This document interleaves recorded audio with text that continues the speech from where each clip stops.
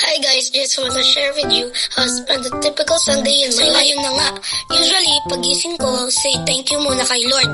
Then, konting food and ox na yan. Nag-request ako kay mama ng pancit canton with toast for my breakfast.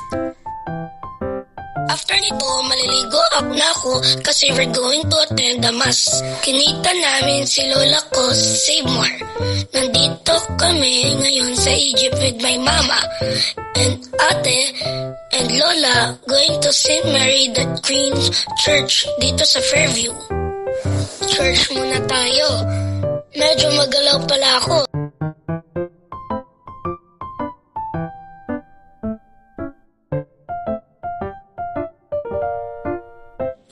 Ganda ng picture namin. We always visit my tatay sa Columbari.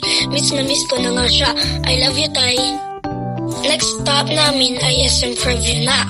Kasi walking distance lang to sa church. Dito pala kami kakain sa ganggang chicken kasi request ni ate ko. Favorite ko dito yung original flavor lang.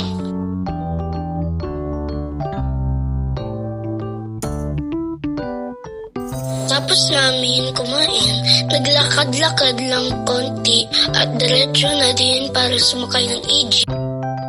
Dito lang din kasi ang sakayan pa uwi. Andito na kami sa Egypt. Dahan-dahan muna kami say more to buy some stuff.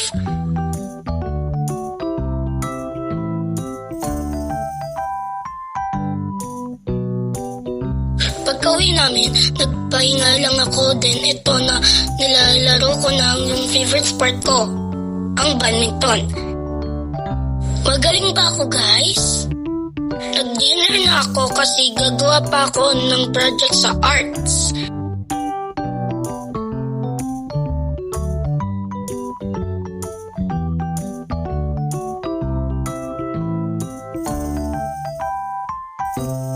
Medyo makulit yung dog namin dyan.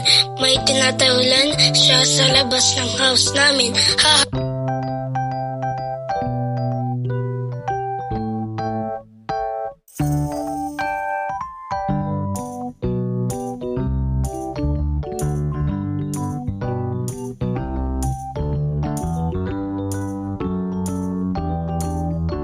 Take na ng vitamins, toothbrush, and ayan na. Tulugan time na at may pasok na bukas. Thank you guys sa pagsama sa akin today. Good night.